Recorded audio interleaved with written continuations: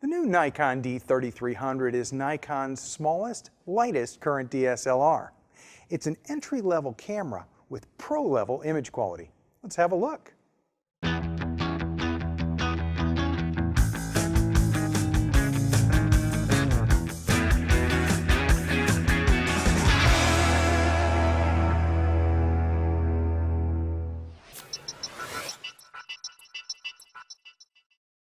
Hi, I'm Larry Becker. It hasn't been long since Nikon released the D3200, and now there's a D3300. But as I discovered while I was talking with the Nikon folks in January, these two DX format models will coexist at the entry level in the Nikon DSLR lineup.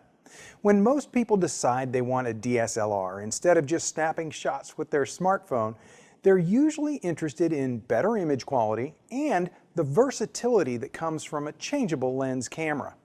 The image quality you get from this 24.2 megapixel APS-C CMOS sensor and Nikon's new X-Speed 4 image processor is beyond what most people normally expect from entry-level DSLRs. That's because this is the first entry-level DSLR with no optical low-pass filter. Now, until recently, image sensors have used filters to slightly blur images at the pixel level to minimize moire pattern interference, but that's no longer necessary, and the result is sharper images. That new processor does a couple of nice additional things. It helps the camera shoot up to 5 frames a second. Capturing animals or kids playing is going to be a better experience. Low light, high ISO performance is really good too, so you'll see less noise than most consumer cameras deliver when you're shooting your kids' night games or taking indoor shots without a flash. High ISO performance is very good, but of course modern full-frame sensors still perform a bit better.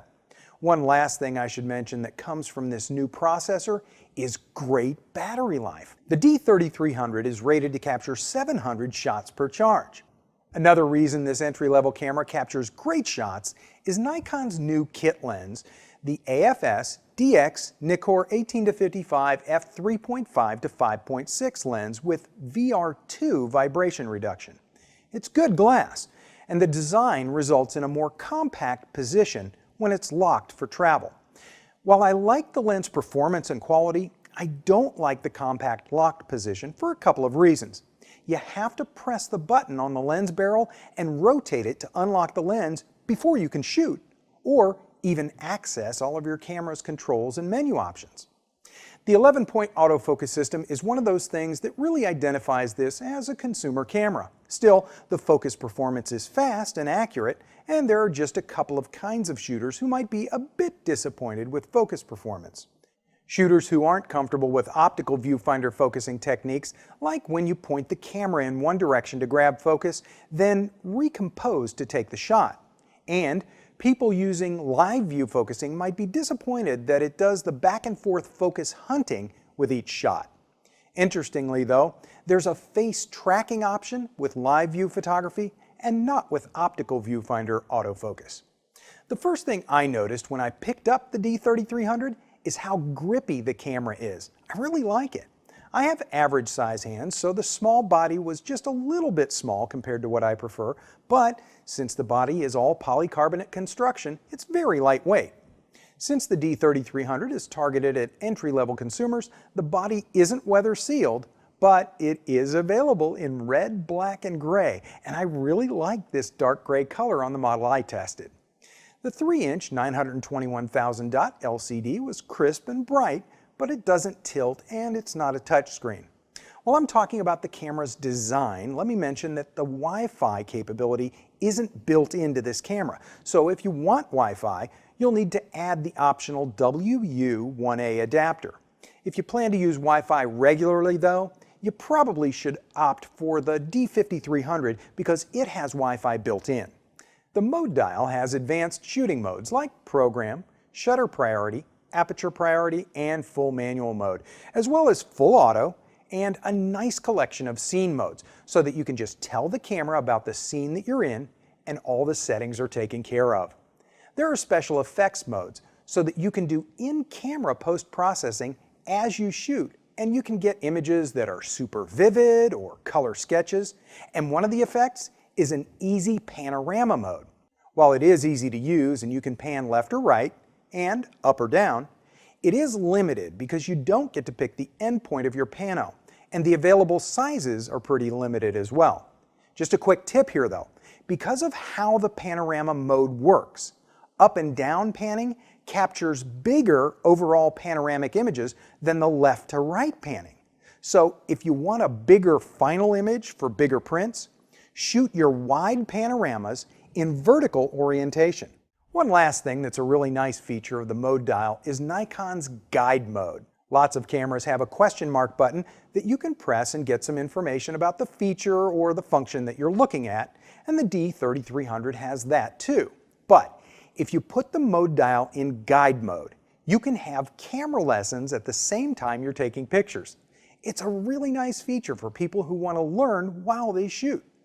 The rear LCD panel is a live view monitor, an image review screen, it's where your menus are displayed, and it's also an info screen. I like the look of the modern info screen, but if you prefer the more traditional layout, that's available with a quick menu change. I also like how Nikon gives us access to quick changes without a trip to the menus by simply pressing the I button.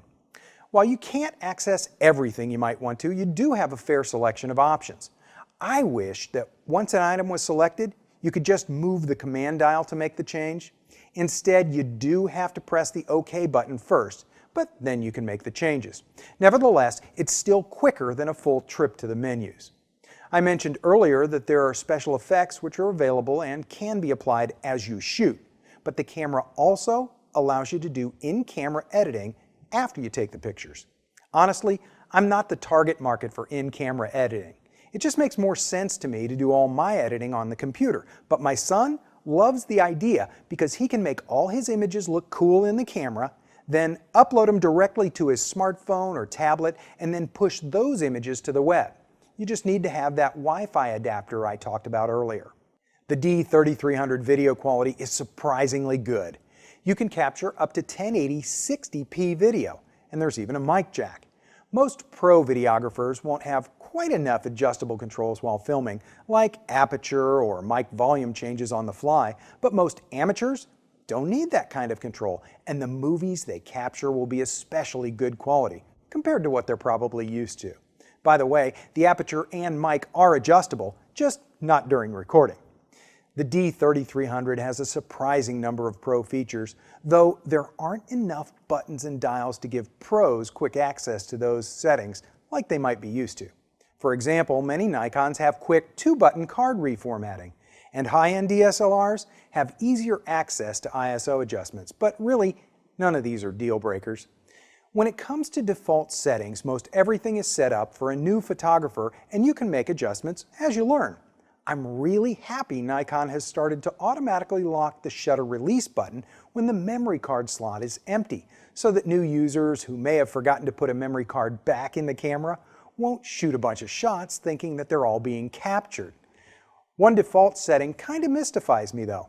Every time you clear off a card and shoot a batch of images, it restarts the file naming with image 1. So if you shoot a few hundred shots, dump them to your computer, clear your card, and shoot a bunch more, that second batch of images will have the same file names as your first batch.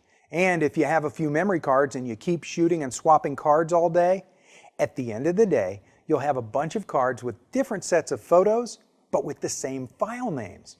I'd be willing to bet new users wouldn't even know to look for a setting to change on their camera for that behavior. If you're looking for it though, it's called File Number Sequence, and it's in the third setup menu. Make sure you turn that on. If you're looking for your first DSLR because you want great quality images or great video, and you want to start with a nice kit lens and have room to grow, especially as you learn about camera settings and add to your lens collection, have a look at the Nikon D3300. It's a lightweight, versatile, affordable DSLR and a great place to start. For B&H and Kelby One, I'm Larry Becker. Thanks for watching. Whether you're a hobbyist or a professional, B&H has the answers to your questions. Experience a world of technology at our New York City Superstore. Connect with us online or give us a call. Our staff of experts is happy to help. Scott Kelby here, and welcome to this quick tour of our online training. We have hundreds of online classes for you, covering everything from lighting to landscape photography. From portrait photography to sports, we have classes on wedding, automotive photography, shooting, food, fashion, travel, you name it. The most incredible part of this is the price. You get all of this for just $199 a year, or you can pay monthly for just $24.95. 24-hour a day, 7-day a week access from anywhere in the world. I invite you to join with us today and start learning right now.